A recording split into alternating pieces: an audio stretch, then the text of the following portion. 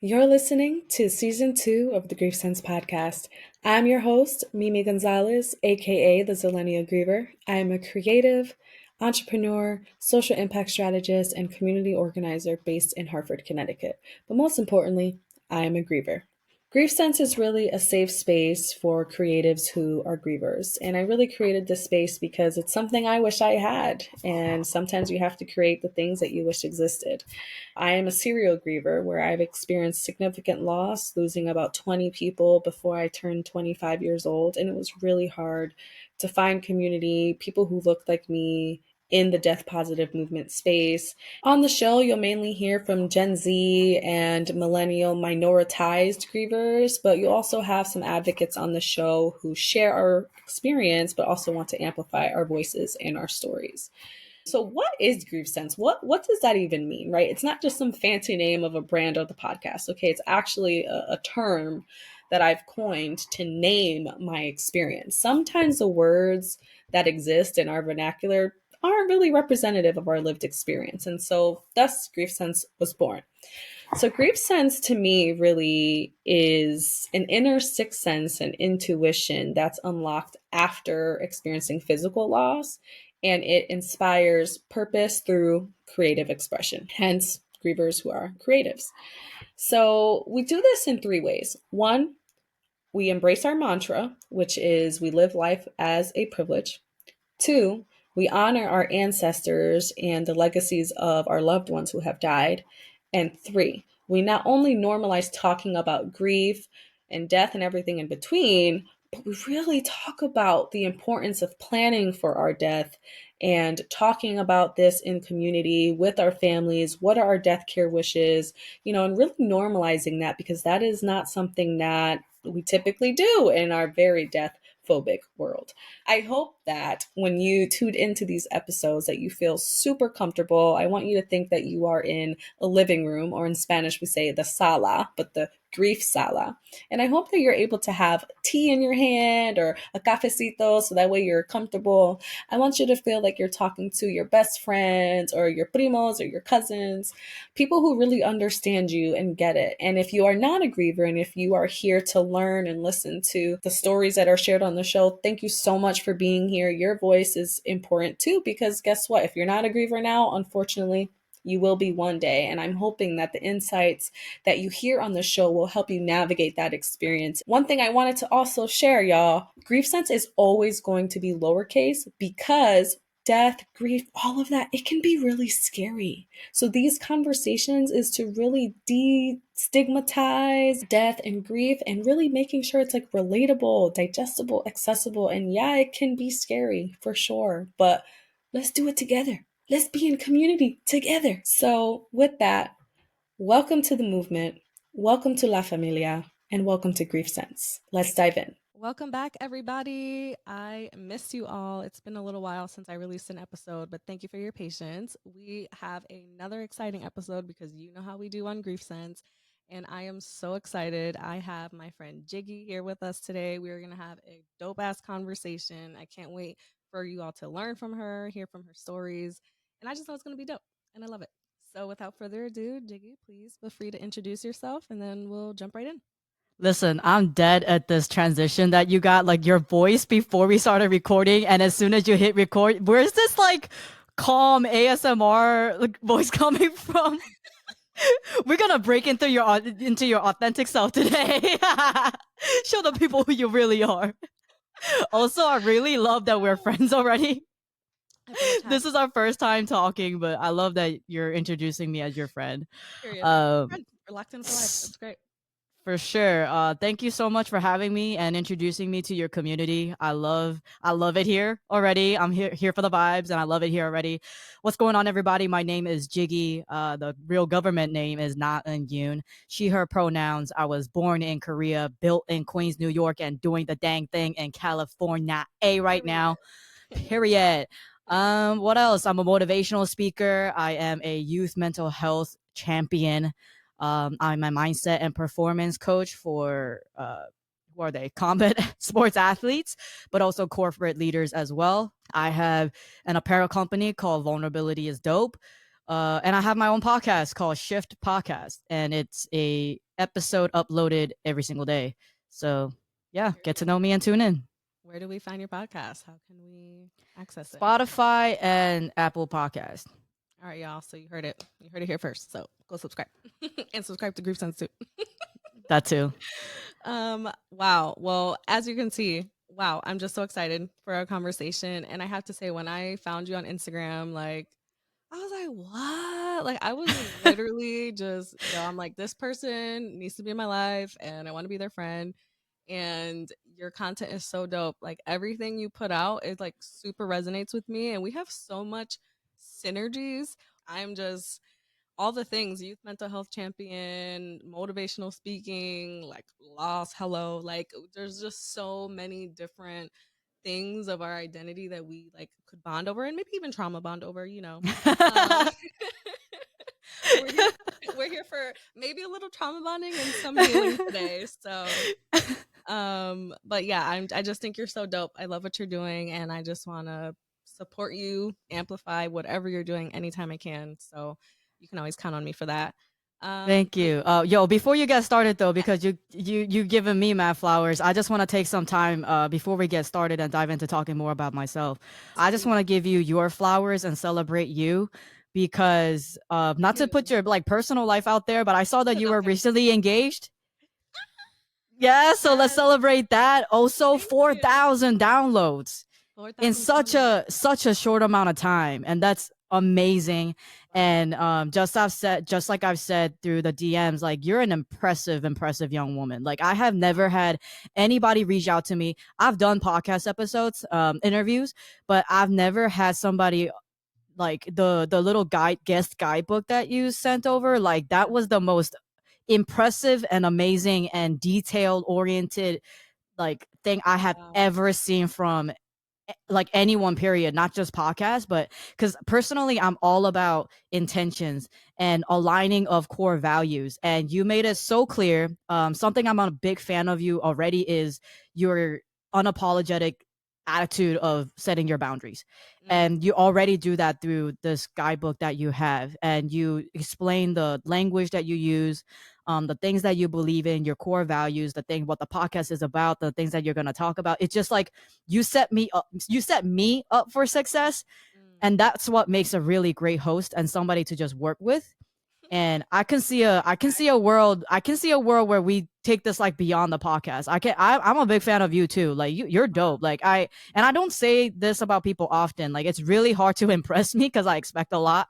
Wow. I expect a lot of excellence, but like man, that blew me away. So Oh, flowers to you. Yeah. And also the synergy part, like when you reached out and I saw the podcast page on Instagram, I saw your personal page, and I was like, oh, yeah, for sure. We're aligning in a lot of ways. And when I added you on LinkedIn, it was like psychology this and advocate that and ally this. And like, I personally really, I don't know if straight people think this way, but like, I personally really love it when I saw that you're also an advocate for like the LGBTQ community and absolutely. everything that you studied in college and things like that. And I was like, oh, ooh, yeah. When you say that we're about to be friends forever, it's like, yeah, I'm down. Let's make each other friendship bracelets. Like, let's go. I'm ready. I'm in it. I'm in Go. it. Go. Oh my gosh. Oh my, wow. I was not expecting that whatsoever. But thank you. Thank you. Thank you. Thank you. I gladly received that. And I'm also working on accepting compliments. I feel like that's a mm, hard thing throughout my life just because, like, I'm sure you can probably relate to of just like being hard and having like the outer shell and like not showing weakness. But like as I get older, I'm learning like there's power in vulnerability, there's power in mm-hmm. trying, there's power in expressing ourselves, and there's power in accepting your flowers. So thank you so much for that. Mm. I will not negate anything because that's what my default would be. So Right. thank You you. just gotta slow down, pause, and say thank you and accept it. Absolutely. Mm-hmm. And then yes, to your point about being an ally, I actually even hate the word ally. I'm gonna be honest with you because it just gives.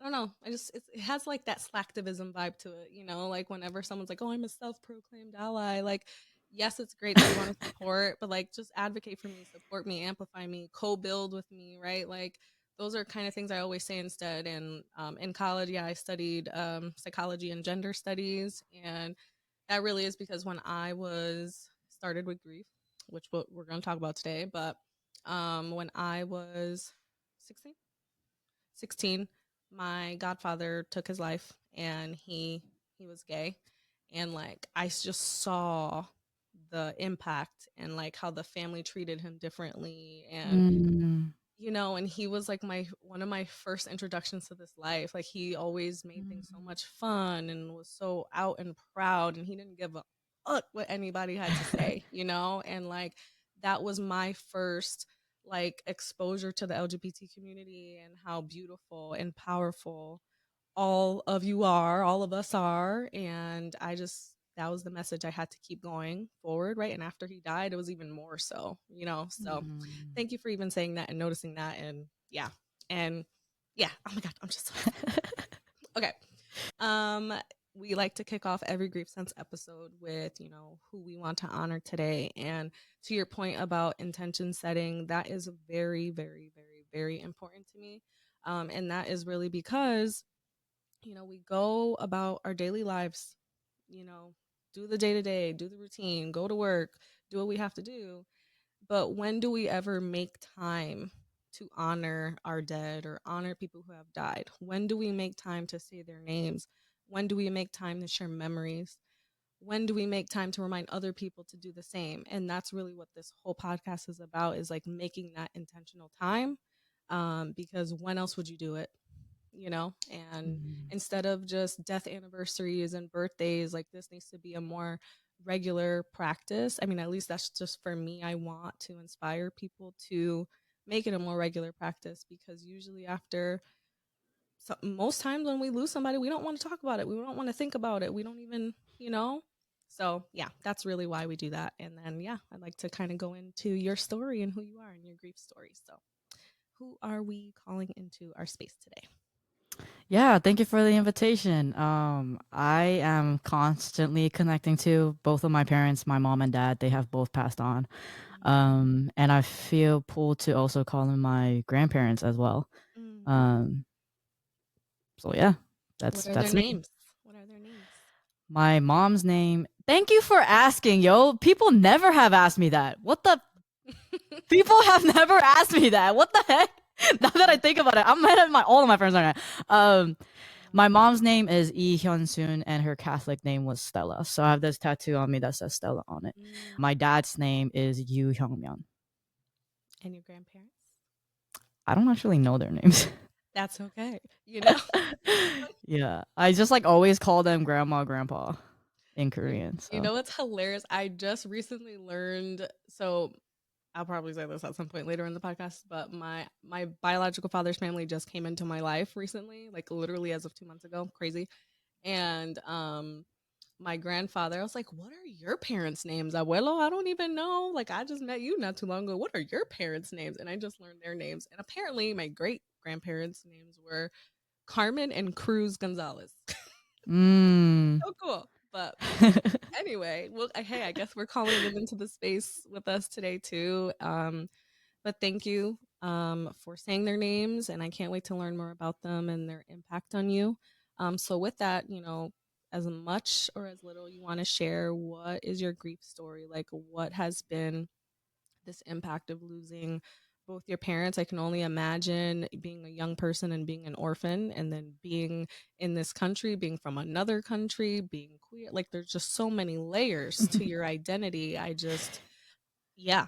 Oh my goodness. Where should we start? Where should we start? I don't know. Let's try it. I'll start with my mom. She's the one who passed away first. So my mom, she passed away from cancer back in 2013. I was a junior in college, Wow. and I think what's important before even talking about that is like setting the stage as to what Yep. was going on in my life at that point. Mm. When I was 17 years old, right after I graduated from high school, senior year of high school, there was a brief moment when I lived alone, completely alone at 17 years old in Queens, New York. And my mom had moved to Atlanta, and I found out that she had a heart attack. And so she had to get an emergency surgery and she survived it, thankfully. So when she came back to New York, I was like, oh, word. Like, I know how to take care of myself because I learned how to cook for myself and do my own laundry and things like that and clean while I was living alone. So maybe this is my chance to take care of my mom as she comes back. But only 2 weeks or so after she came back, there was a 5 alarm fire in my apartment building. And a 5 alarm fire means that it takes at least 5 fire trucks to put out the fire. And it was Wow. at like the rooftop of the apartment building. This guy was doing something he wasn't supposed to do, and his actions led to the entire apartment building burning down.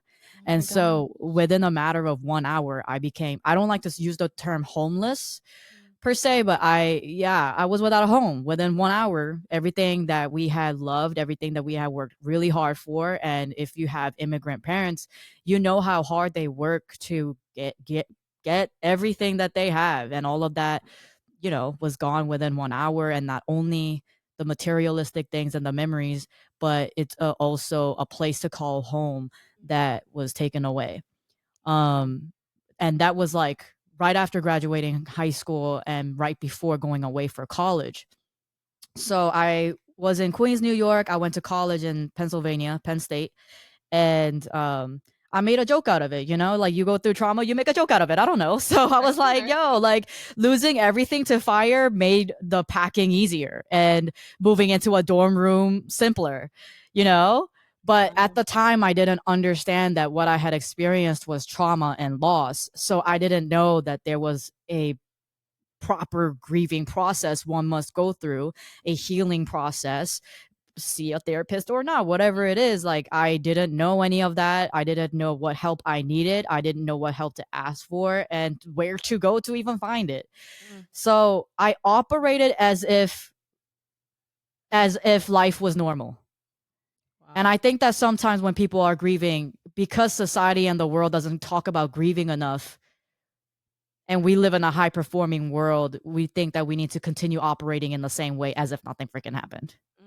That So part. at the time, oh, I lost my home to fire. All right, well, I've been through a lot in my life already. Like, this is just another day. Wow. And but I noticed that I'm getting more and more irritated. I'm going off to college and having difficulty making friends, and I'm snapping at them already. My poor friends. They're so compassionate and understanding, but yeah, I was a bitch back in the day. But like, yeah, I was snapping. I was irritable. I was angry. Just all of the little symptoms of grieving and trauma. Mm, Um, and then while I was going through that process, I was then diagnosed with my chronic illness, in which I had to navigate that alone. My mom like yelled at me on the phone, like, "What are you doing in college, being so irresponsible with your health?" I'm like, mm. "I'm in the doctor's office getting diagnosed with a chronic illness, and you're yelling at me." So that was my first time ever going to the ER, and that was my first time ever spending the night in the hospital, and I did that alone and with one friend. Wow. So then I'm going through that now. It's just like being diagnosed with a chronic illness is again grieving because it's a completely new life Right. where every day for me is life or death. Like, if I really wanted to, I can just not take care of my health and just like end up in the emergency room tonight. And so then that I was going through that, but again, I didn't think that this was something that I need to process and heal through. It was just another day. Like, I just need to, persevere and get through it and just get used to the new norm. And shortly after that, then my mom was diagnosed with cancer. And that I learned that news accidentally. It slipped out of my aunt's mouth. No one intentionally told me about my mom getting cancer. Oh my So I learned that um, for a short moment, we were told that her cancer went away. And then it came back my junior year. And so during that time, I was still just like my dorm rooms became my new home. Like, I became a nomad at this point because I lost my home to fire.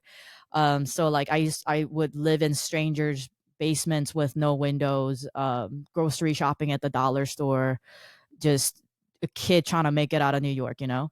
My mom was still recovering, still sick, especially when she was re-diagnosed. And I would help her walk to the hospital and things like that to get checkups. But one moment when I'm back in school, the new semester starts and I'm back in school, and we had a really toxic relationship. We used to have a really, really toxic relationship, God. but it was starting to heal. And that was when she was diagnosed back. She was back in the hospital, worse condition than ever. And then she passed away in a couple of months. So I went back home to New York in thanks for Thanksgiving break. That's when I found out she was back in the hospital. I thought it was strange because my dad out of nowhere was back from Korea. My brother was in town from Michigan. I was like, something's up because nobody's Mm, telling me anything because mm, I'm the baby of the family. So like I go to New York for Thanksgiving break and my brother's like, mom's back in the hospital. She's not going to look the same. She's not going to look the same as you remember her to look. So just don't be shocked or surprised. And then all of November through Thanksgiving, spent it every single day at the hospital. Go back for Christmas break, spent it every single day at the hospital. New Year, spent it at the hospital. And I remember at one point I was talking to my friend because I couldn't sleep. I don't know if any of y'all grieving like you couldn't sleep at one point, mm. but I couldn't sleep. Yeah. And I remember staying up with a friend and we were talking and I was like, I don't know what I'm going back to the hospital every single day for. I was at a point where I was like, are we going there in hopes that she make it or are we there waiting for her to die? And that was my honest truth at that time. I was hurt. I was confused. I didn't know. It's not like they gave us a timeline.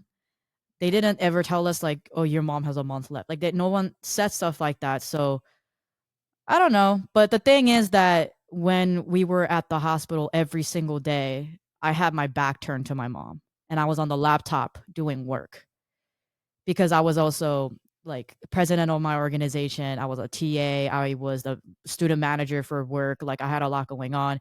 And the one thing that my mom always told me was perseverance and work ethic. That's what she taught me. And so I was simply, in my head, I was simply doing what I was taught to do. Right. In my head, that's how I was honoring my mother. But at the same time, when she had passed, it's like, of course, I wish that I would have known to face my mom, have some conversations, watch K dramas with her on the iPad, as my brother was doing with her. But no, I had my back turned to her the entire time and I was just doing work. One of the last things that I told my mom was that I got into the dean's list. And she was like, good. Like you're supposed to be on the dean's list. Like, Asian families, it's just like you're supposed to be really good in school. And I don't know, it was always about school and academics for us. And so Mm, that was one of the things. But when she had passed, my best friend told me that the miracle wouldn't have been that she survived. The miracle already happened in that you two were able to rekindle your relationship. And wow. she was absolutely right. Like my best friend knows me so well. That's Um, deep.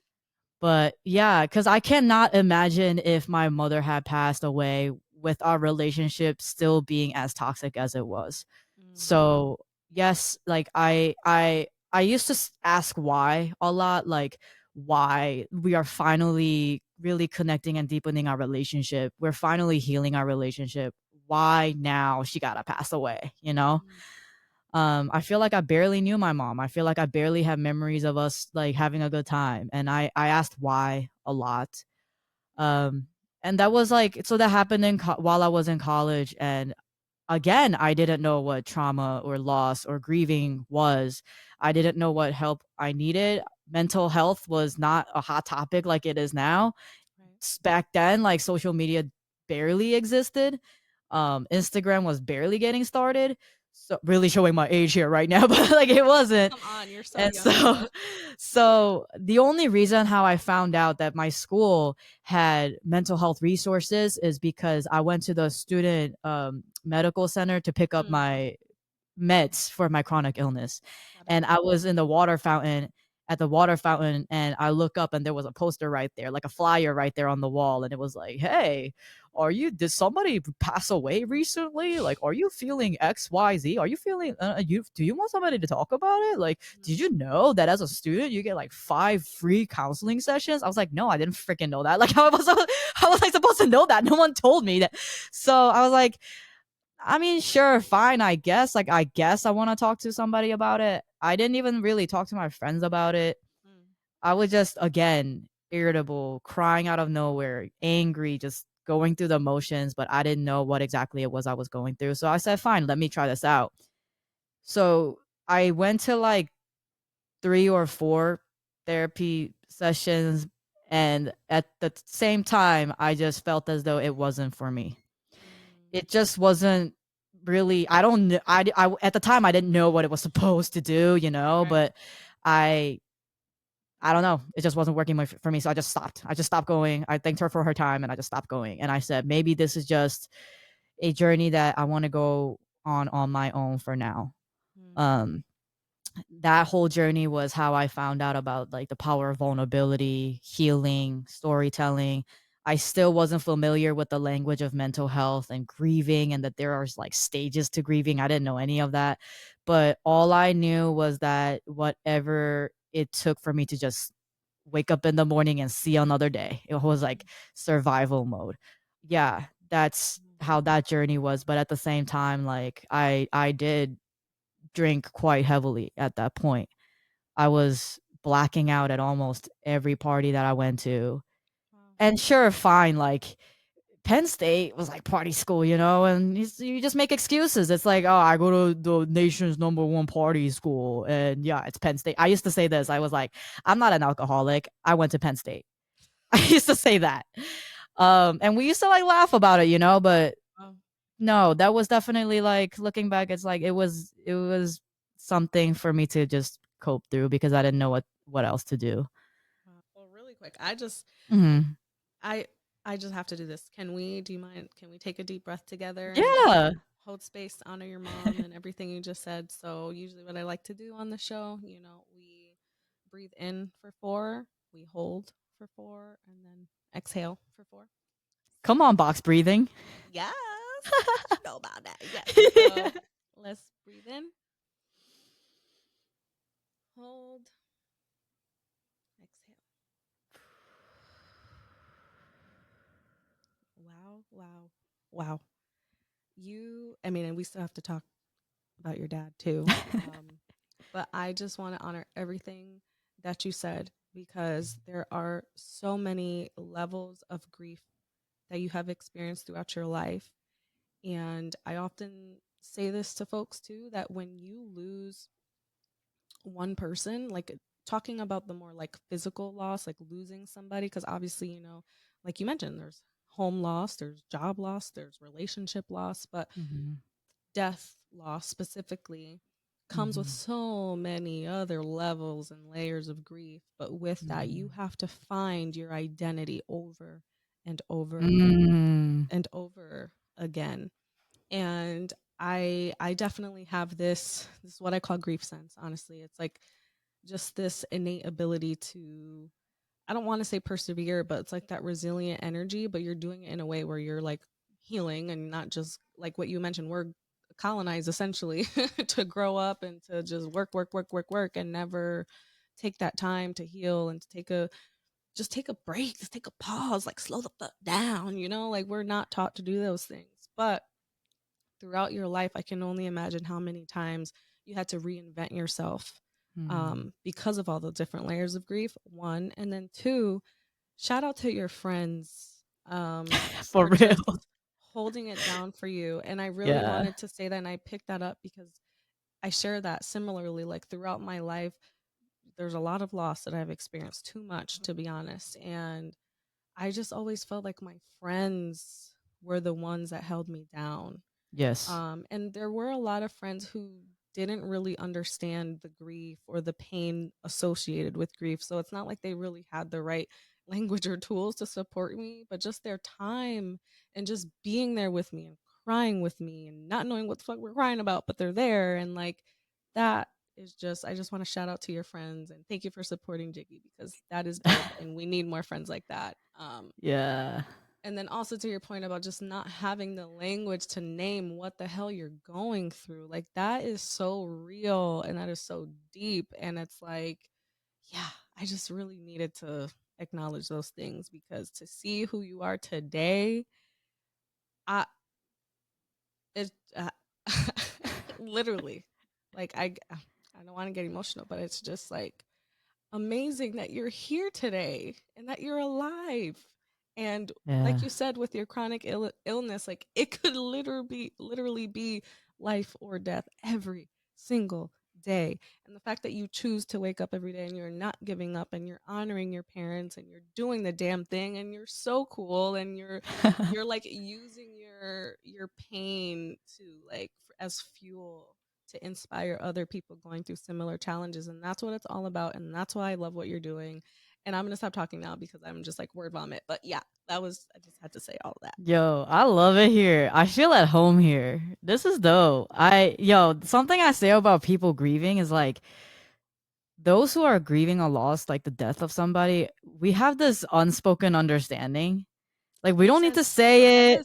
Yeah, Yes. we don't need to say it. We don't need to explain it. We don't you just know, and like you just know the intention and the heart of the other person that when they are saying something, like if If you like know, you know. you connecting, like, and it just hits differently. Yeah, I love this. Thank you so much. Yeah, and shout outs to my friends for real. Like, oh my gosh, they've been through so much with me, for me, because of me. Shout outs to the friends who walked me back home safe to my dorm room when I was blacked out, making Mm. sure that I was eating something when I on the freaking dorm hallway, sitting down on the floor, just eating my also shout outs to my college roommate. I love her so much, and we still talk to this day, but I'm just like, yo, when my mom passed, you as a roommate, you navigated that very well. Like I didn't even get to thank her until just a few years ago. Wow. Um just looking back and reflecting a lot. I'm like, yo, my college roommate means so much to me, but it's not even that she just like said the right things, because we actually never talked about it. We never acknowledged it. Like I still remember when I walked in through the door, like after winter break, we're back in the dorm room. She was already in there. She knows my mom died while we were gone. And I walk in and she was just looking at me. She's like, "Hey." I'm like, Hey. "Hey." Yep. That was it. And sometimes like people just sometimes to me, I don't know about anybody else, less is more to me. And like when my dad passed, I told my therapist, and my therapist was like, "Jiggy, I'm so sorry." Mm. That's all I needed. A bitch don't need much. So I love when it's those perfect moments. But yeah, I'm really grateful for my friends. I'm really grateful for my college roommate. Wow. Talking about perseverance, like when I mentioned that after my mom passed is when I started my healing journey, as well as get to know more about what vulnerability really means. Yeah. When my mom died, I also really love that in this space we can just say that somebody died. Like we don't have to Yeah. say, "Oh, they passed away. No, they They died. were called home." It's like, "No, they died and it sucks." And we get that. So we can just Shitty as say fuck. that. It's So we can shitty. just say that. Um when my mom died, I started to question everything, because she was the one who instilled in me the importance of work ethic, perseverance, go through it no matter what. Like no matter what you show up, no matter what you're going through. Oh, mom's in the hospital and she's probably dying. Still do your work. Like do it no matter what, no matter what, no matter what. But everything started to change when I was like, yo, the hardest worker I have ever known died from cancer. Mm. Hello? I'm going to question everything, because she was preaching all of my life the importance of hard work. And yet, that same thing is what took her away, Mm. because what causes cancer? So I started to question everything. And along the way, and it was because of this one course that I took in college that really introduced me to um, self awareness, emotional intelligence, meditation, journaling, like Brene Brown, vulnerability. I had to study Brene Brown in college. Mm. This was before she was popping off. Like this was when her TED Talk only had a couple thousand views, not like a million. And so I had to study her work, and that's how I learned about the word vulnerability. And the more I studied it, the more I learned that everything I was told about vulnerability was a lie. A lie. Vulnerability is not weakness. Mm-mm. Being emotional is certainly not weakness.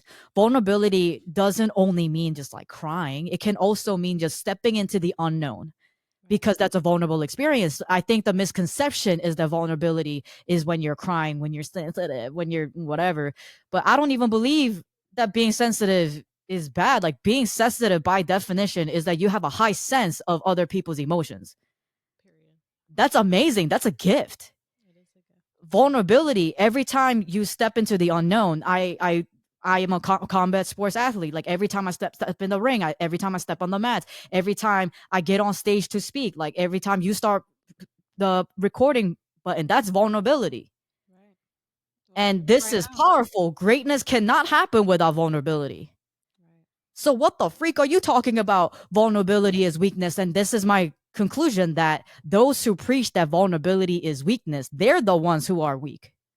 They Absolutely. are the ones who are not courageous. And I'm specifically shouting this out to the hustle culture, the social media motivational motherfuckers, Mm-hmm. those who get, help me have a living because I speak against them.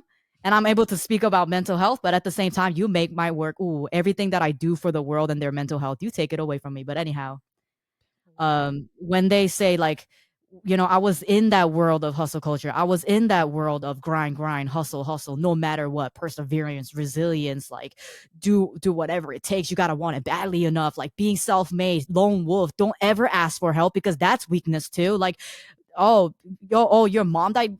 Like they used to preach about how like, oh, whoever dies, you still go do the work that you're supposed to do. And there is some truth to that, but that's not the only way. And when you talk about, a certain level of perseverance, how come all this time I was told that perseverance is about resilience and showing up no matter what? But it turns out that through a psychological research, it turns out that self-compassion is one of the most powerful tools of resilience available to us.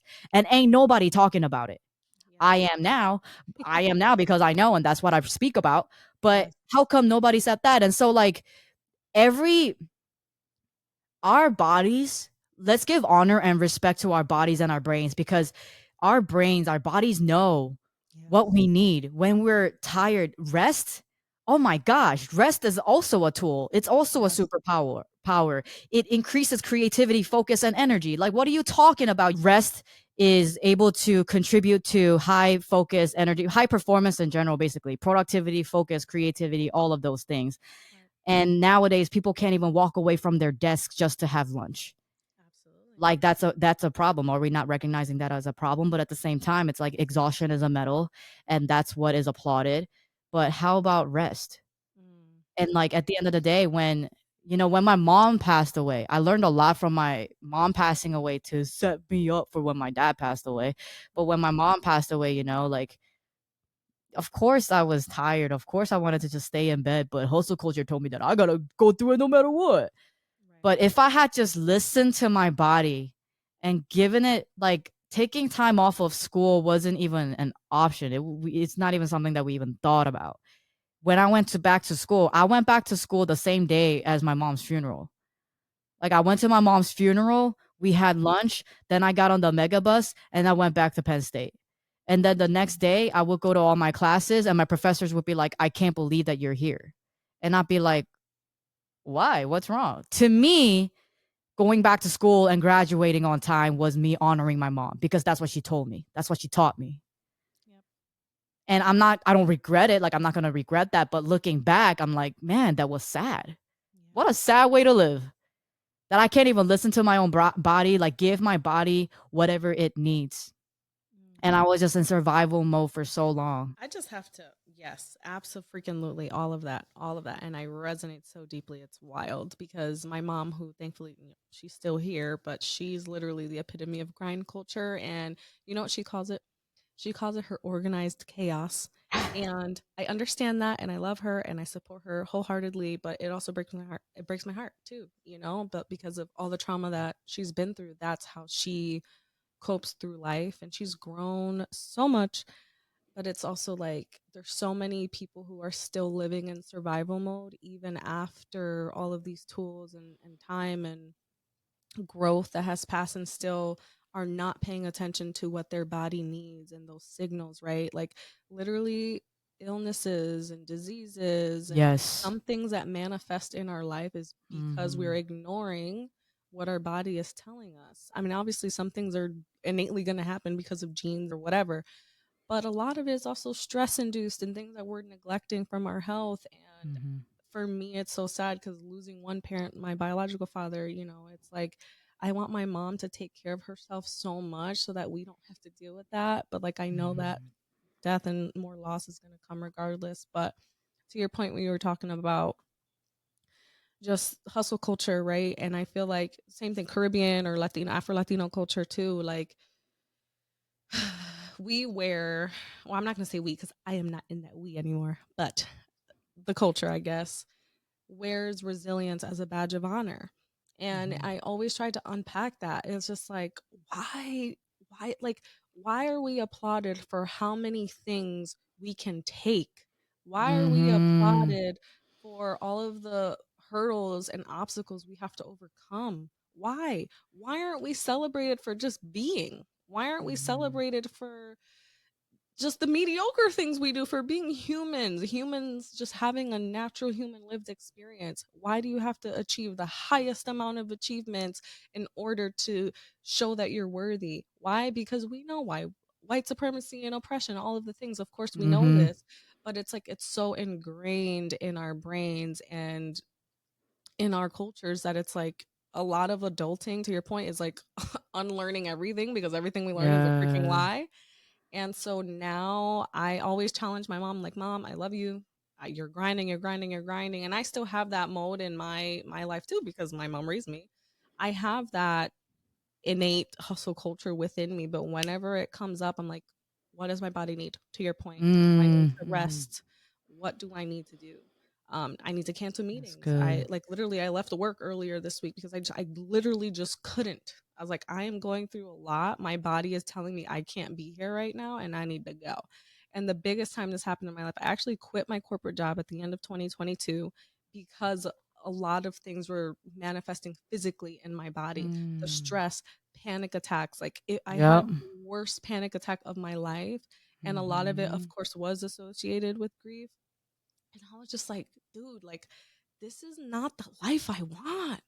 I Mhm. want time for myself. To your point earlier, I want time to be creative. How can I be creative if my mind is not rested? If it's Right. always on go? Dude, I was a chief of staff. I was working 14-hour days most days. Like, it just wasn't sustainable. It wasn't healthy. And imagine so many people, like, what we're talking about, so many people are still in this grind mode where they can't think for themselves because they're constantly thinking for working for another person, or they can't support their families or can't support themselves. And it's just like, I don't want that to be my life.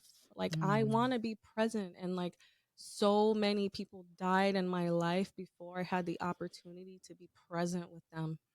And I can't Mhm. turn back the hands of time, but what I can do is make that intentional effort going forward, that the Right. people who are alive in my life, I am going to go all out for their birthdays. I'm going to send them a text randomly just to let them know I'm thinking about them. I am going to go the extra mile to know that my people are loved, that they're appreciated, and I'm going to do the same for myself. I love the Yeah. shit out of myself. I love me, and like doing the things I want to do and all of that. And I feel like I'm talking a lot, but it's to your point. Yes, we cannot keep wearing resilience, perseverance as a badge of honor. It's a good skill to have, right? To the ability to, in the grief world, having that resilience, like already gone through a lot of loss, the both of us, it is a huge skill to be able to bounce back. Mm. That is not easy to do. And I think when you experience one loss, it kind of prepares you for future losses you're going to experience, even though each loss is going to be different. But imagine if you never experience loss, and then the first time you experience loss, it overturns your whole world. But then when you have Yeah. upbringings like us, keep going, keep going, keep going. And then guess what? The older you get is now when the grief is going to manifest, because you didn't deal with it when you were younger. We didn't have the language or the tools to deal with it. And now we have these reminders or triggers or smells or foods or memories that come up. And it just like, I can't do shit today because my grief just want to be griefy and hit me with a brick wall. Like, Could the grief be grieving? the grief be grieving. So it's like, I feel that. And it's not gonna stop though. That's the thing. Grief is one of those things that's like an endless thing, but you uh, learn to integrate with it, right? And so mm. look at where you are today, everything you have accomplished, for your career and but your health and your Mhm. mind. That to me is Yes. so impressive that a lot of people, they're still stuck in that hustle culture. So I think the work you're doing is incredible. Incredible. Thank you. Man, I'm smiling so big right now because like not because I'm happy for you that you went through what you went through. I'm not happy about that for you, but I'm just like feeling so connected to you and seeing so much of myself and everything that you shared. Again, I don't think I've ever like talked to somebody in this way who just like freaking gets it and there's a space to share. Um yeah, like Yeah. having a high pain tolerance Yeah. is not it's not the flex that you think it is, No. you know. And I think that growing up, especially with immigrant parents, that is their survival mode, that's their way of living it because they're conditioned that way because that's what they had to do to survive where they were at and to make it over here and then to survive the world here and then to raise us. And I think that, you know, their own journey is their own journey and I cannot take away who am I to be like, mom, stress less. Here's a magic wand and stress less. Like I don't blame my mom for the way that she went about things. Did it create a lot of conflict in our relationship? Absolutely. She was a highly stressed woman. She was a very, very anxious woman. She was the queen of just in case. Like her purse was like brick thick, like heavy, like always had a full dictionary in her purse to look up words and stuff like that. Um, but at the same time, like I was gonna talk about this later, but I'll just talk about it right now. It's that I learned so much from my mom's parenting when she was alive compared to when she is parenting me after she has passed on, because I still believe that she is with me every day. Absolutely. And what I've been learning is that, you know, the same voice who used to yell at me and say, you need to be doing more and more and more, and nothing is enough, and you got to do this and that, and you got to do it more and more and more. And when I do something good, it's like, of course you did well. Like you're expected to do well. That same voice is no longer saying those things. That same voice is now telling me, girl, I wish you would relax. I wish you would rest. You know, be easy on yourself.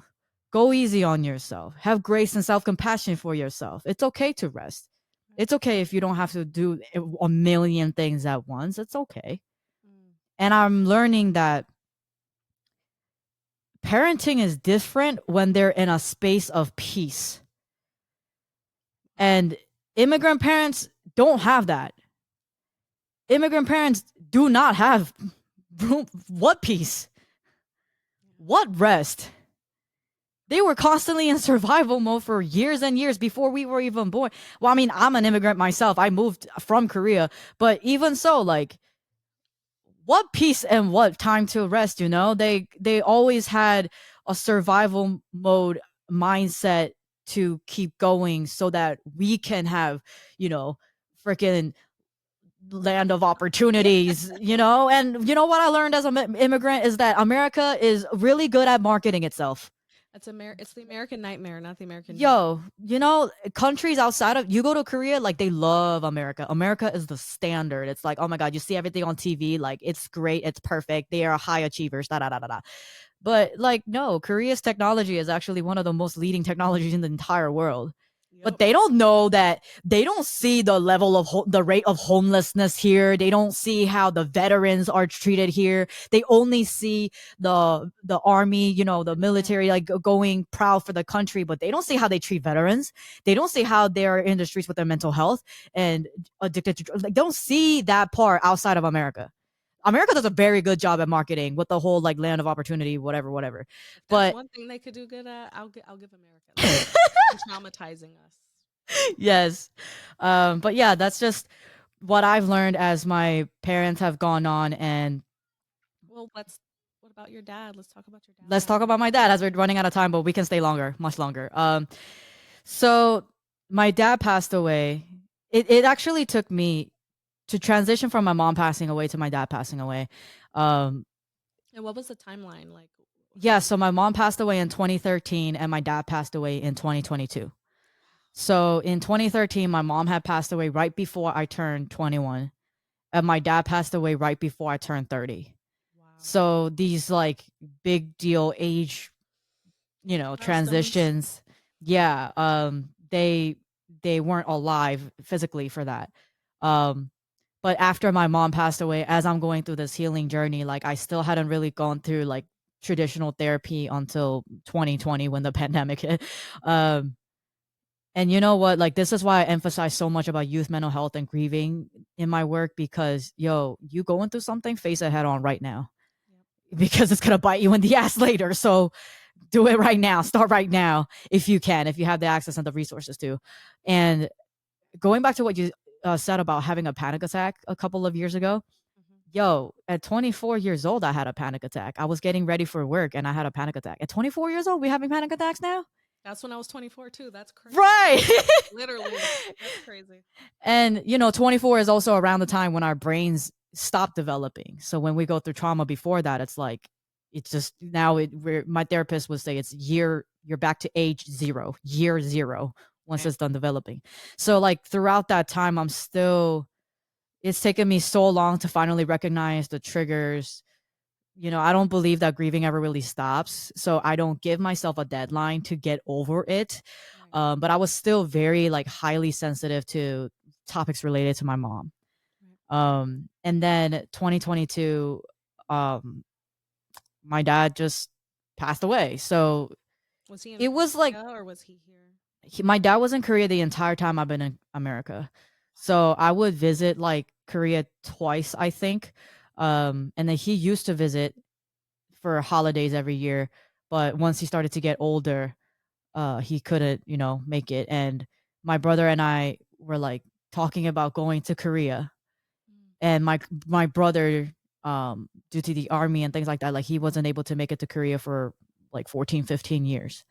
And we had planned on going back, but it's as if our dad like kind of like beat us to it basically. But like, you know, The dark humor. the dark humor, but like he passed away and how he had a heart attack, but it wasn't really the heart attack that yes and no killed him. It's like in Korea in 2022, COVID was still really bad.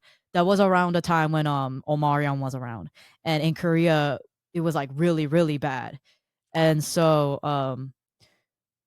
he had the heart attack. He was able to get an ambulance and he was in the ambulance, but the first hospital rejected him because they were full. And so on the way to the second hospital, he passed away in the ambulance. So Wow. that's how he passed. And he had a heart attack the year prior. Um, but he was on medicine and once he got on medicine, it really looked like he could live another 10 years. He was about 74, 75 at the time. And it really looked like, man, a brand new face. And we thought we had more time with him.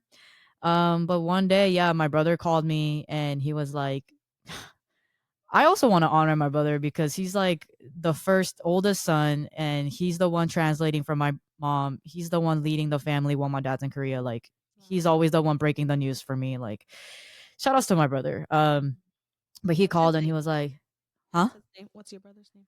Yongjae. Or he Okay. calls himself Chris now because he has this American citizenship. I don't. But so he calls me and he says, "Hey, dad passed away." And I was like, "What?" And I was like processing. And I was like, "Wait, what?" I was like, "I spoke to him like 2 days ago. Wait, what? He looked fine." Like I was like, "What? What?" And I'm like, I broke down. I was like, "What are you talking about?" I started going crazy. I started crying. I was like uncontrollably crying. Man, that like, and I was going through a really hard breakup at the time too. And just grieving all of these things combined at the same time was a weird adventure. Mm. Um, and as I was processing my dad dying, I was like, oh my God, I don't have parents Mm. anymore. Like, I am without my parents before I turned 30. Like, who the freak gets to say that? Like, both of my parents? Wow. And so I was like grieving that even more than like, yes, I was grieving my dad, but like the fact that I didn't have parents anymore, just like really, oh my God, it was, yeah.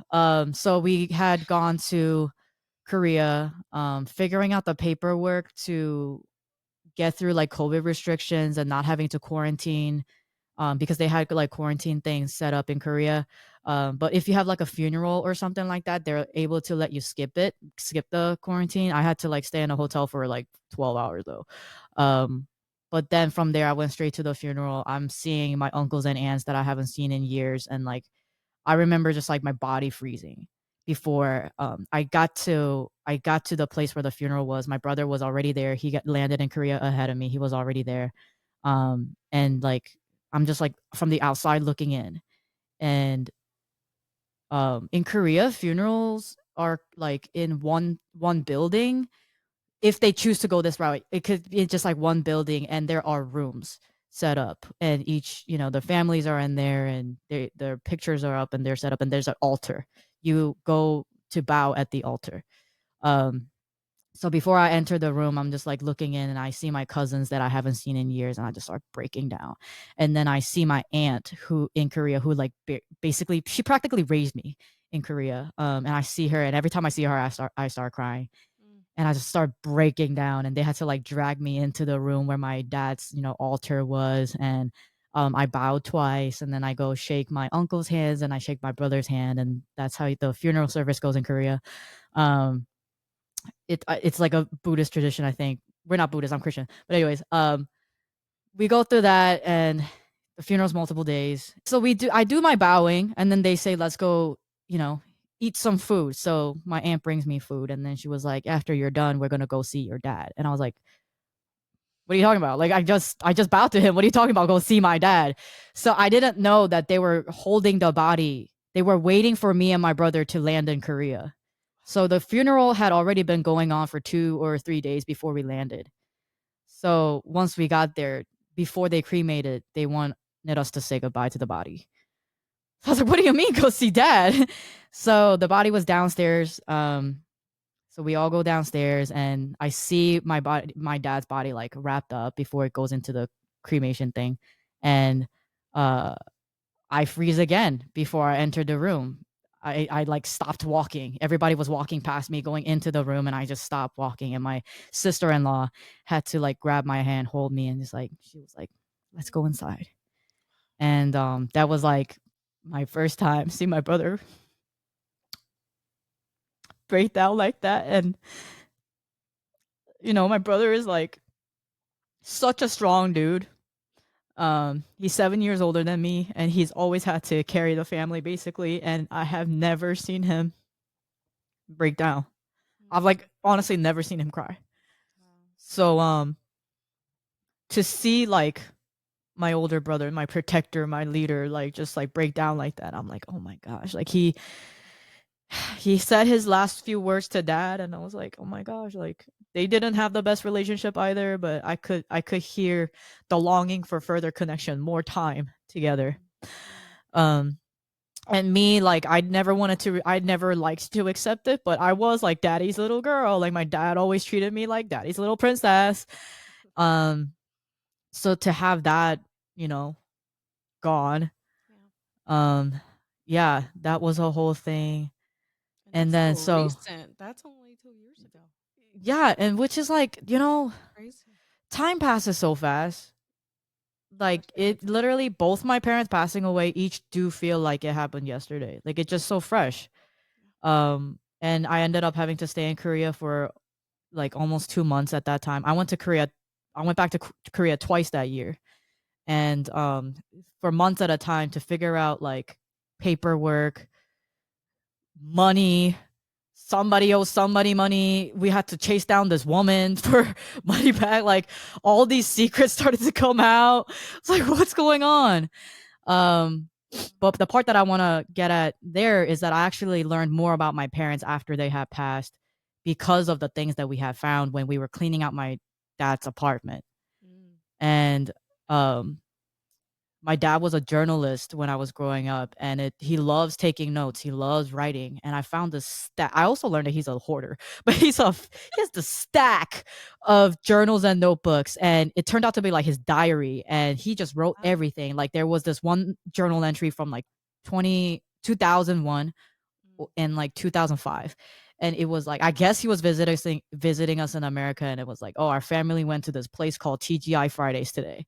Like, oh, I remember that dinner. Like, that's so cute. Or he would write something about while I was in high school. Like, Na Eun seems really stressed about applying for schools, applying for colleges. I was like, I was really stressed, Dad. Yeah.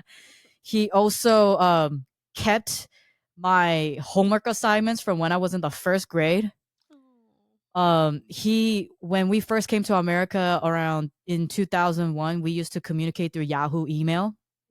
He printed all of those out and kept them in the binder. Wow. Printed all of the email threads out, put them in the binder. That would make He had so many pictures of me and my brother. Just this is how he stayed connected to us all of these years while my brother and I were in America. So like we barely like our phone conversations that we had usually was about like money. Like, Dad, can you send me money for this or that? Like it usually was about that. Before my dad passed away, I made a commitment to call him every single day. So our conversations became more like, what are you reading in the newspaper? What are you doing today? What did you have for lunch? Like very basic things. I remember we were once talking about who the president of America was and global warming. And I was like, oh, phew, my dad believes in global warming. That's good. Good signs. Um, but as our because I was also like working on my Korean, I can have basic conversations, but I wanted to get deeper. But we just never really got that much deeper. And as much as I could have explained to him what I do for a living, I don't know if he really like fully understood what I do for a living. Like he knows that I'm a speaker, but I don't think he understands I'm a motivational speaker. I'm not a teacher. I think he thought I was a teacher doing lectures and stuff. But another thing that I learned about my dad after he had passed away is that he was a huge reader and he has so many books. And one of them was Emotional Intelligence 2.0. I was reading the same book. I was reading the same book and we never talked about it. And it's like, imagine the conversations that we could have had if we had known. That's another layer of grief. Yes. And that's when I learned, like, I truly am the one product of both of my parents' DNAs. Like, I get the work ethic and the perseverance from my mom.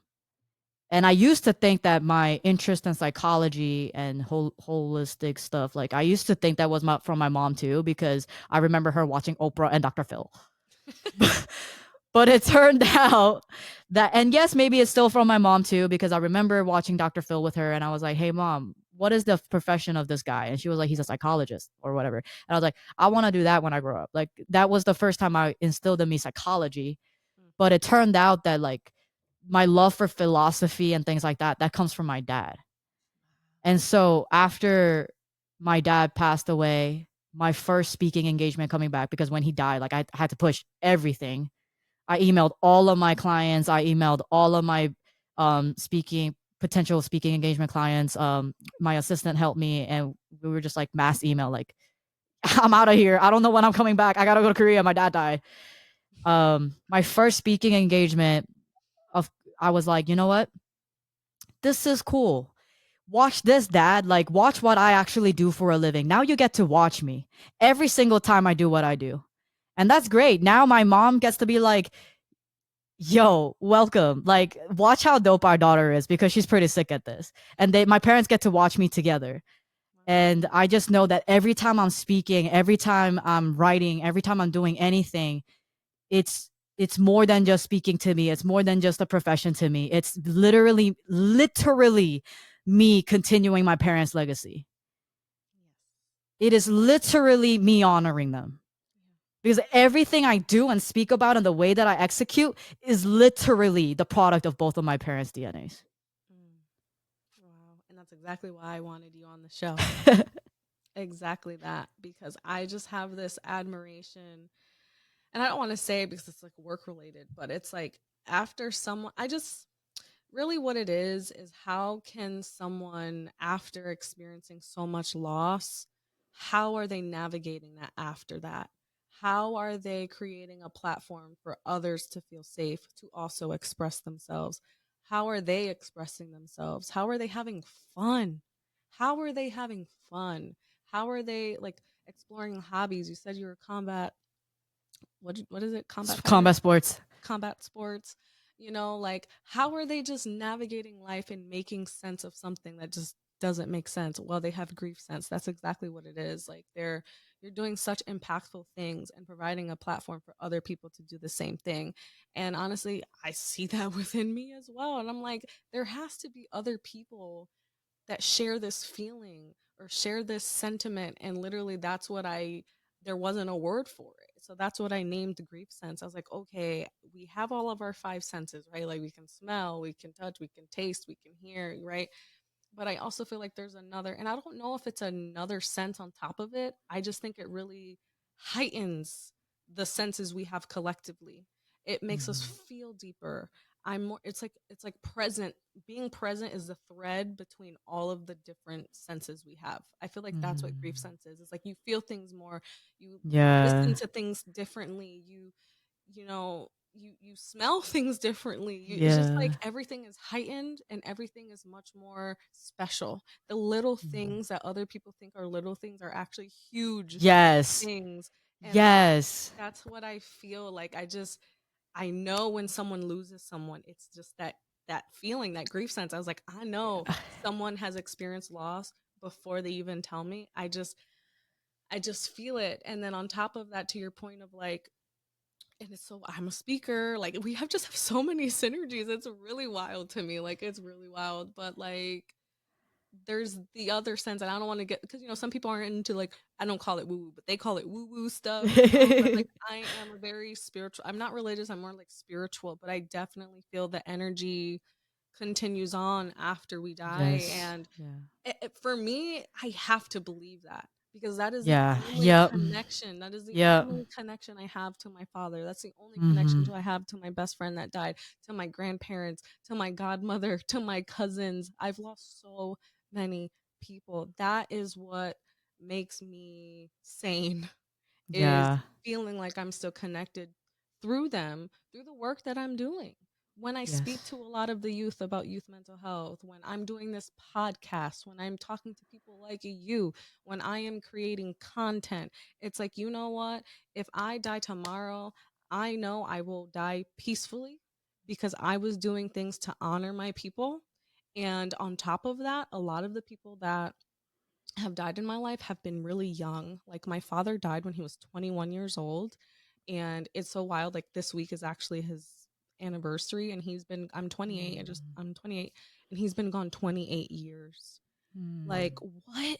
Like, I'm outliving my own dad? Like, to your Wow. point, and it's just, as I get older and as these milestones come, and I'm starting to, and I wanted to ask you this question, if you experience this. So I recently learned a word called glimmers, and essentially it's like positive triggers. So it's the opposite of a trigger. So like when you have those negative reminders that kind of just set you off and like trigger something negatively within you, or like just having a really intense visceral response to something, it's like also having that same visceral reaction but positively with the glimmer. And like I love when these glimmers happen to me. I love it. Like before I used to reject it and hate it, but now I'm like, give me all the signs, give me all of it. Like when a song comes on, when a certain smell comes, when someone says something and it makes me think of something about my dad, like I love it. I live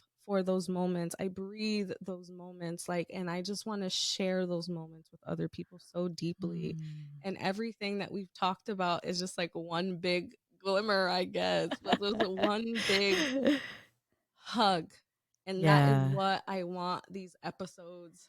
I'm getting emotional. This is what I want these episodes to feel like, is that people who are going through what we have gone through know that they're not alone, that it is a living miracle that we're alive today, because there are many Yeah. times where we could have given up and we did not.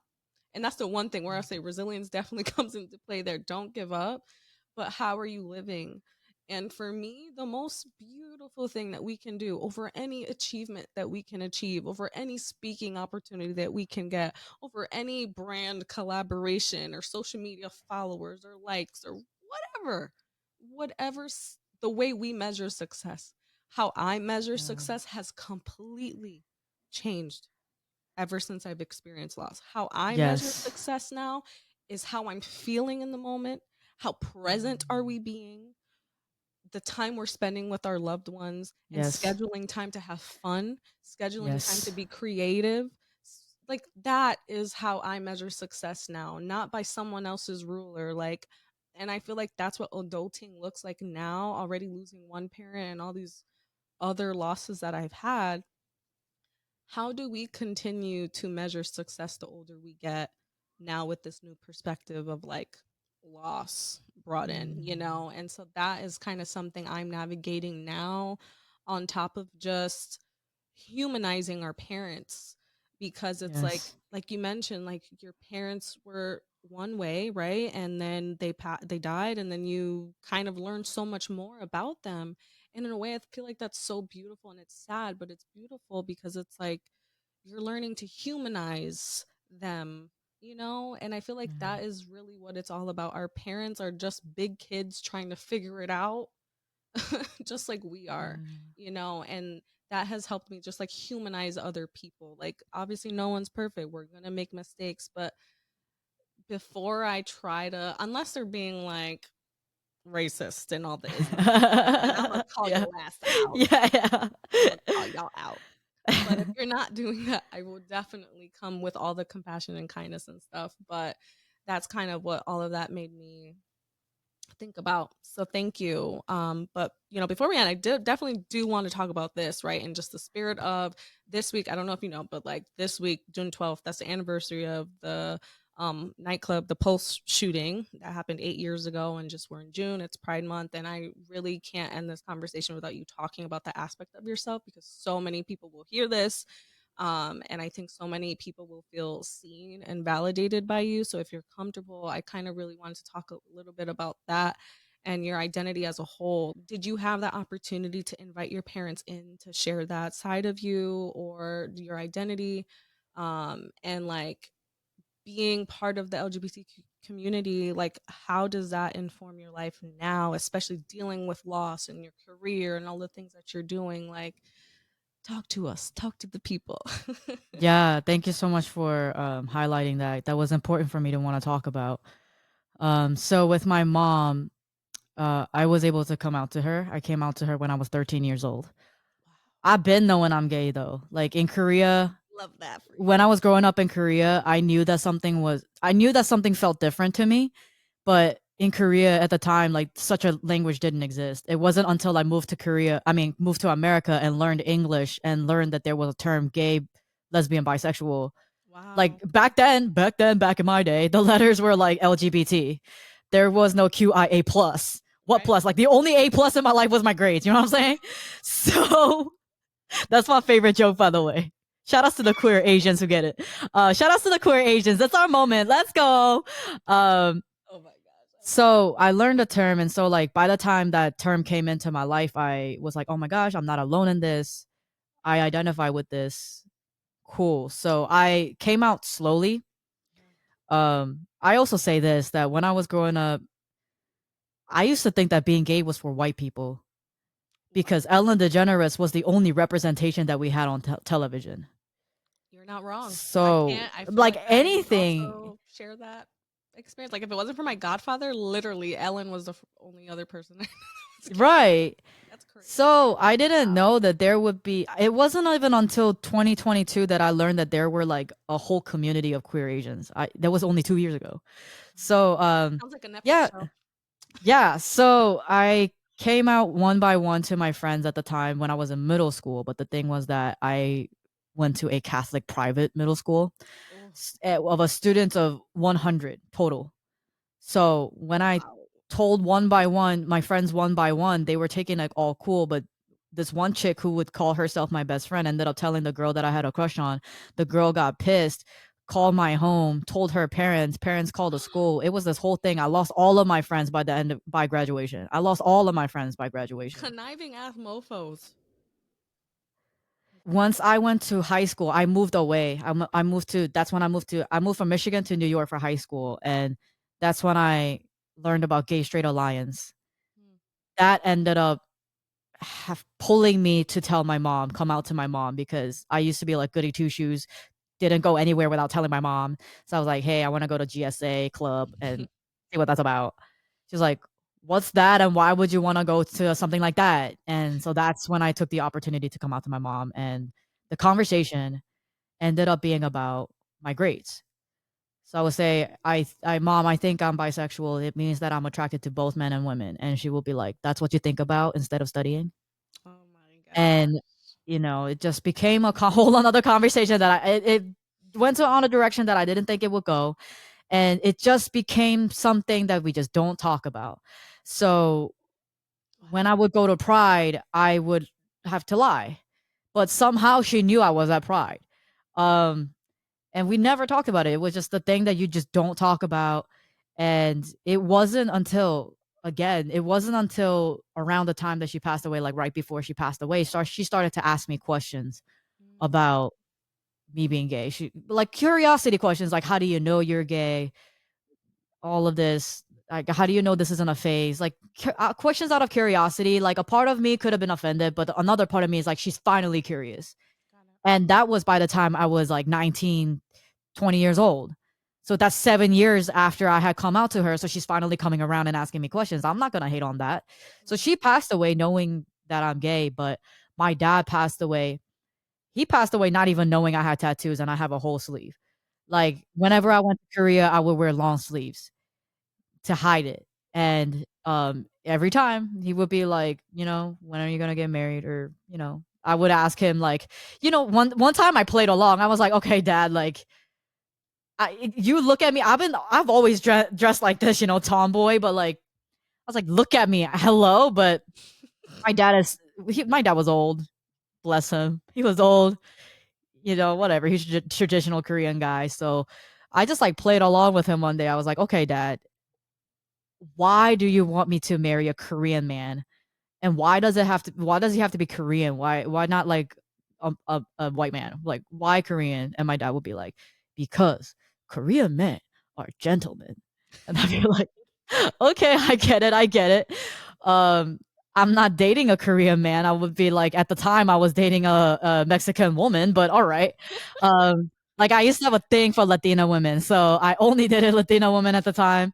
Um, but he passed away never knowing that I'm gay. And so I used to joke, oh, Jiggy, I used to joke when my parents were both alive. I used to joke that I'll come out when I'll get married when they pass away.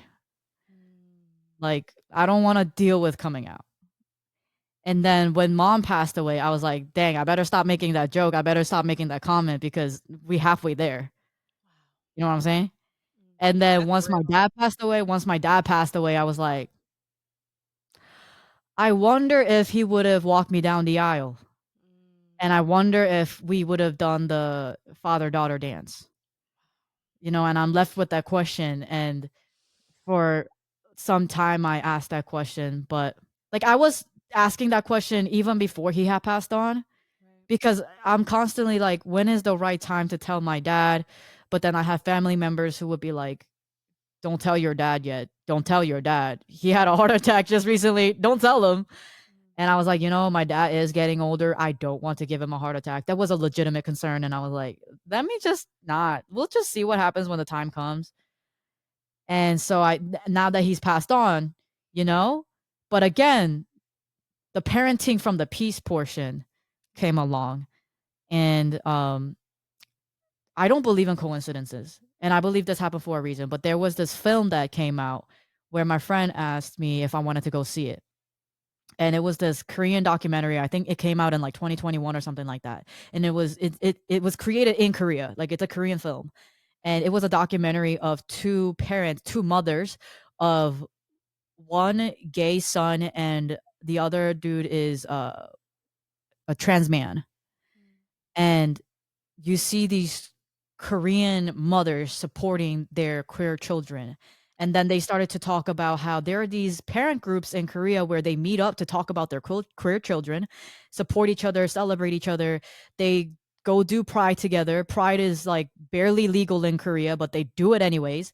They are like advocates. They constantly try to pass bills. They their protests and somehow end up with riots with people who are against their messages. They get punched in the face, like just trailblazers. But I saw this film and they were asking them, like, why are you such a strong advocate for your child? And they'd be like, because it's my child, Mm. because I love them. And hearing that from a Korean parent, I have never seen anything like it. Like, Korean elders used to point fingers at me like, you freaking banana. Like, you're an Asian just stuck in a white person's body. Like, you, but like, or like, look at your tattoos. You're a bad example for our children. Like, don't influence them with your gay, like all of that stuff. Yeah. And now there is, I don't know, this ally group of Korean parents who are really paving the way for all of us. And That's once I saw that, I was like, and I got to meet them. It was a meet and greet with those mothers. So I got to go talk to them directly. And I told them that my dad died last year. And I had this question in my head, but you have completely confirmed that, yeah, my parents definitely would have been at my wedding. And I don't even want to question it anymore. yeah. Like, what's the point? I don't want to question that anymore. Do I believe my parents love me? Absolutely. Right. So that's kind of, I think that sometimes when people pass on, there's just things that we have to believe, Yeah. and that's it. That's it. That's it. And this is what I choose to believe. Yeah. I I have mean, to. Otherwise, I go crazy. literally, right? And well, one thing I thank you so much for sharing all of that. And I think it also just educates other people too. And thank you for even taking the time to take that labor, okay, to educate people, because a lot of people will be listening who will have no idea because they haven't been exposed to what Korean culture is. So I just want to acknowledge that, right? The other thing I also want to acknowledge too is just the liberation that you are providing your Korean ancestors by just Mm. being who you are today. Like that, I just see liberation, honestly. I see freedom. I see that because I mean, not in the American dream or nightmare, but in the sense of Freedom, brother. you know, but like in the sense of you and being on these stages and sharing your story and having the tattoos and grieving and being gay and like that's what it's all about. And there's so many people who came before you who didn't have that privilege or didn't choose to do it because of the fear, right, of the backlash of what people would do. And a lot of this conversation honestly just made me think about how much code switching has such a power over us, Mm-hmm. right? And it is a deliberate choice to choose to not code switch. Mm-hmm. And what authenticity, what professionalism is. I don't know if you know Pavel, he's one of my friends. He runs the Quien Tu Eres podcast, and basically his whole message is challenging what traditional professionalism is. So he has a Mm-hmm. lot of folks on the podcast kind of talking about what their relationship is with this word professionalism and authenticity. That's good. I can definitely introduce y'all. He's so dope. He lives in New York. And You're. I also he's gonna laugh so hard. That's funny. I also want to introduce you to my friend Noel. He's from Philly, but he lives in San Francisco. He also lost both his parents before Mm. 30, and Oh, he was wow. he was my first podcast guest on Grief Sense. So Oh, I'm okay. send a message to connect y'all because y'all would hit it off for sure. Um, wow. Oh my gosh, we talked about so much. I am just so grateful. But also, really quick, what are your Pride plans? I'm so excited. I'm trying to go to New York. I always wanted to go to Chicago's Pride because it's just like Oh. big and beautiful, and the diaspora is just like gorgeous and awesome. But I can't make it this year, so I'm probably definitely gonna go to New York. I don't know if you know this, but I'm in Hartford. I'm in Connecticut, Yeah, I saw. so I'm like closer to New York's Pride, which is always a good time. But I Yes. would love to go to like a Cali situation. But like, what are your Pride plans? Like, Yeah, just really quickly, I just want to touch on what you mentioned about authenticity and not code yeah, switching. Yo, intersectionality is a celebration. Like, yeah, that's really where it's at. Every single one of you, you are so unique for a reason, for a purpose. I used to think that I have to be this or that because mm, I'm gay and I'm Christian. I'm a Korean woman. I'm supposed to be quiet and reserved, but here I yeah. am as a motivational speaker with tattoos and piercings. Period. So all of these things, like, you can own up to everything that you are, and that'll make you so dope. That's what dopeness is. When it comes to like professionalism that you also mentioned, in college, I used to hate going to job fairs because people would stare at me and grill me because I was a girl wearing a suit. So when it comes to like, I don't know if this still stands true to this day, but when people talk about like not having access to, resources and jobs and things like that, like those things all come into play. Yeah. Like people didn't even want to look at my resume because of the way that because I grew up in the generation where freaking like being gay was like shunned. Like there were no freaking like out loud allies. There was no social media. There were no companies changing their logos to rainbows. So yeah, that's what I went through. Yeah. But anyhow, pride plans. Honestly, I am a little sad that I won't be able to attend like any prides this year. Uh, high school and in college, man, New York Pride was it for me. Like, man, that was so much fun. Not just the parade, but After parties. the after party, yo. So like, I That's the heard this crazy isn't. I heard that this isn't the case anymore. I heard they canceled this years ago, but back in my day, you go to the act like you're parade. mad old. First of all, I'm 31. I feel old. It hurts to sit. That's how old I am. I'm gonna fight you. It hurts to sit. So there used to be, you go to the parade and then you go to the back where the pier is, and this park was split into two. And the left would be the fabulous gay boys, and in the right is like the lesbians. And so I would go to the right side, the lesbian side, and it would be just like music, twerking, just just just partying, it was so much fun. um but yeah, that was the pride that I went to. I've been to San Diego Pride, and I haven't been to like LA Pride in terms of parade. 2017 I went to LA Pride because Kehlani was headlining, and it was a free concert at the she's my queen, y'all. Like Kehlani Bailani, come on. Like that's my pride. Her concerts are pride. It's in itself. Wow. But this year I missed LA Pride. I missed Dyke Day LA. I'm traveling next week. I'm about to miss San Francisco Pride, so no Pride for me this year. However, I did get to have a speaking engagement speaking to BIPOC LGBTQIA plus youth advocates Period. 2 days ago. So that was super sick. Just talking to the youth. I do that any day. And then when I travel next week, I'm going to be on a panel for it's called Reading Rainbow, hosted by Asian Mental Health Project and Queer Asian Social Club in LA. That's And awesome. we're going to be at the Chinatown Library in LA, hanging out with the youth and celebrating Pride and just doing a panel. Just all of us gays just talking about being gay. And there's a confidence workshop hosted by a drag queen who's more confident than a drag queen. So that's honestly my Pride month is gonna be celebrating Juneteenth with my best friend, and Every day that is Pride, though, right? Like it's not just in June. Every yo, day. I don't choose to be gay, y'all. Like I don't Right. wake up, choose No. to be gay, wear my gay clothes, have my gay breakfast, and breathe my gay air. Okay, like listen, my straight friends tell me all the time too. If being gay was a choice, then if choosing gay or choosing straight was a choice, they wouldn't choose to be straight. No. They don't want to deal with I dudes concur. crap. Also, I look at women. They smell better. Okay? They feel better. They look so prettier. Okay? Okay? I love it. I love it. Well, it's all wild too. Like, so our Pride in Hartford, it's actually in September. It's always been like Oh, that. wow. Yeah. So, I mean, hey, if you guys you can always come to Hartford and find us. Listen, I've been to Connecticut because my one of my college best friends live there. I don't know if I'll go back, Well, now but you will because I'm here. So, okay. and Yeah. my mom and I are on the Pride committee for Hartford Pride. Oh, So, okay. yeah, Yeah, yeah. You know what? You bring might your change friends. my mind. Bring your friends. No, I don't but know how I'm going to convince my friends to go to Connecticut. It's yeah, not really like a city of choice for us, but you're not wrong. Yeah, and speaking of that, it's just so wild too that a lot of my podcast guests, because I don't know where any of y'all live until like after we have a conversation. It's so wild. Like half of y'all live in LA or like somewhere in California. I'm like, is this a sign? well, because you interview creatives. There you go.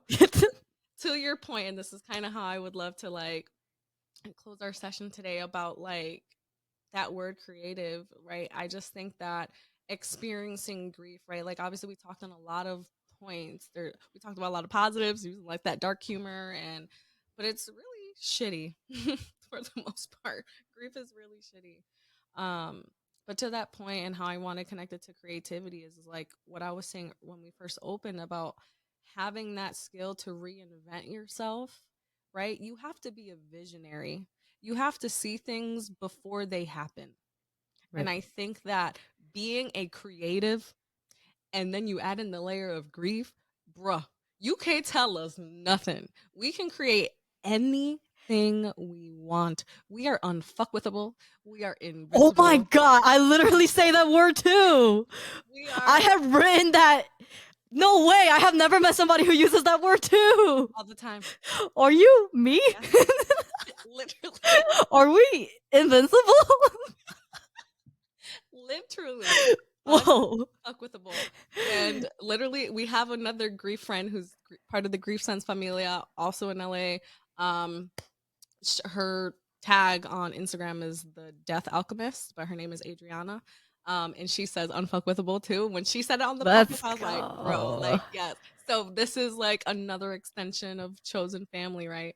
Yeah. Um, but being creative, right? Like that is another layer to grief sense. I just really admire people who are just doing dope things, creating things. And a lot of people wouldn't think like being a speaker is being a creative, but it is. And you create content and you have the podcast and stuff. So how can people get tapped in with you, right? And keep, connecting with you? Yeah, shameless plug it all the way. How can we get tapped in? Yeah. You can find me on Instagram, TikTok, Jiggy_Yoon. My podcast, Shift Podcast, available on Spotify and Apple Podcast. Um, my website, jiggyyoon.com, LinkedIn, Jiggy Yoon. Um, I do free workshops sometimes. I just believe that accessibility to greatness is a very important thing. I don't believe that lack of finances should be a burden or a gatekeeper to tapping into your greatest potential. So I love to offer the offering of a free workshops. They're self-improvement and leadership workshops, so come through. Um that's it, y'all. Like I would love to say that I mean I have my apparel, vulnerability is dope. That is rebranding right now, so we're working on that. But I would love to one day, because you kept talking about like creative and things like that and grieving combined. Mhm. I would love to have said that, yo, go grab my book. Like you can buy my book on Amazon, blah blah blah. But my book was something that I was working on for a while before my dad passed, and once he died, I dropped it. I was like, there's just there's no way I have bandwidth to work on a book right now and to finish this book. So my book is not here with us yet, but it will one day. And I've learned not to rush myself through anything. I used to operate like, no matter what happens this year, like I'm still gonna do this one thing. But I didn't give myself the spaciousness and I rushed it, and it is business at the end of the day, and it did not succeed. So Yeah. I'm giving myself that spaciousness. You'll see my book when you see it. Oh yeah. And I'm ready. I'm ready for it. Like you already got a whole line of people waiting to buy your book, pre-order it. Mm. So I want to say I would love to have you as a speaker. I'm planning something called the Grief Sala or the Grief Sala Fest. And essentially Sala in Spanish means living room. So Mm. it's very intentional words where like the living talks about the dead, but also how we are creating, how we're living, how we're processing grief. And I'm planning a really big conference, an annual conference essentially. Wow. And so all of my podcast guests that have been on Grief Sense, y'all already know y'all gonna be speakers, like if you want. Because the whole message is, and my audience is always Gen Z and millennials, so people between like 18 and 35, of course, with some allies or people on the outskirts or whatever, but that's the main people I talk to. And that is who this conference is for. So if you're down, I would love to have you there, Of and I'll course, yes. update you on all the things. But the biggest message I have too is like life is worth living, and life is a privilege. To be able to wake up every day is a gift. To be able to now coexist and live and know that you live in the same timeline that I live in, like what?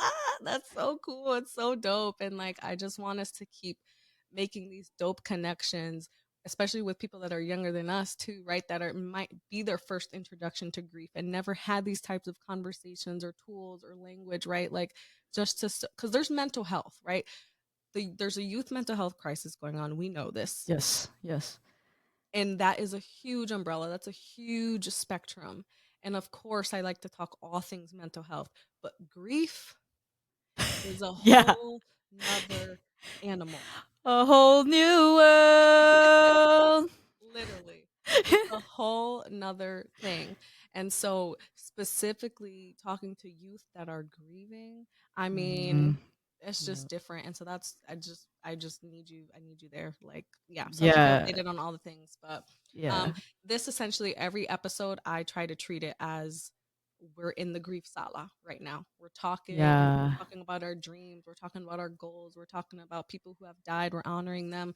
This is literally my jam. I'm so happy, and I wasn't motivated to do the work that I have to. I have a huge pitch competition coming up for griefsense because I'm turning griefsense into a startup, and like that's a whole, yeah, a whole new yeah, that whole thing. um and now I have motivation to do it, so thank you for that and fueling my Yo, fire. So you yeah.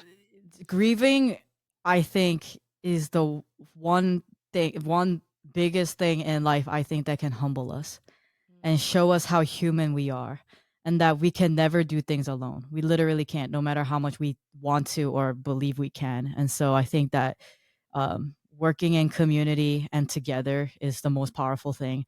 I also want to touch up on one of the things that you said before about like how the meaning of life when my dad died.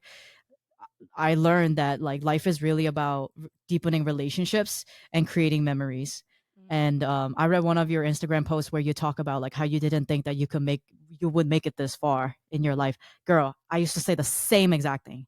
Same exact thing. I literally thought 2020 was the year I was gonna die. There's a clip of me telling my friends that in my head, the number 2020 was always in my head and I never knew why, and I thought it would be a huge year. And it was so huge that I thought I was gonna die in 2020, but it turns out to be a world pandemic. But now that 2020 has passed, I'm like, well, now what?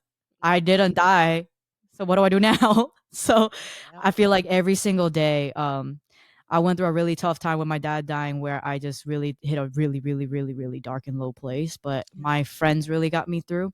Once again, so shout out to my friends. I want to honor them as well. And Mimi, you're absolutely incredible, so amazing. You're such an impressive human being. I'm so excited for all of the things that you're creating, because not only excited for you because it's 100% your calling for sure, Yeah. but the amount of people that you're about to help and serve and impact, I'm excited for them too. It's because of people like you and me. Like, ain't nobody talking about this stuff, and thankfully we have access to resources like social media and podcasts now where we can talk about it to help people feel less alone, Yeah. because grieving can feel really, really lonely. And oftentimes, even when we're in the presence of other people, it can still feel lonely, especially holidays. Hello. So Hello. I really appreciate you and being invited into your space in your community. I'm excited for us to just build our relationship moving forward. Amen. Absolutely. Or a woman, I should say. Me and my best friend say a woman instead of a. Thank you so much. I loved spending quality time with you, learning more about your story. And yeah, it's just the beginning. So buckle up, buttercup. Like we locked in. Entrepreneurs love to say this. It's only the beginning. It's Only only the beginning. listen, yeah, all the things. I'm just excited. But thank you for everyone tuning in to our special episode today. Please let us know what you think. Comment, share, subscribe, all of the things. Connect with Jiggy, please.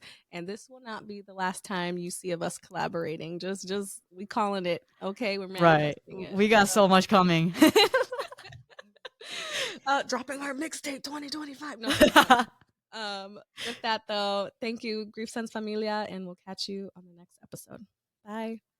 Bye. Griefsense familia, that wraps up another episode of the Griefsense podcast. If this resonated with you, please feel free to share with someone who will appreciate it, and tell a friend to tell a friend. Also, I'm a firm believer that feedback is a gift. So, I'm just saying, I won't be mad if you decide to leave a review and a rating of your experience on the podcast so far. Also, Let's help each other find community in grief, and let's amplify these stories far and wide. Thank you for tuning in solidarity y con mucho amor.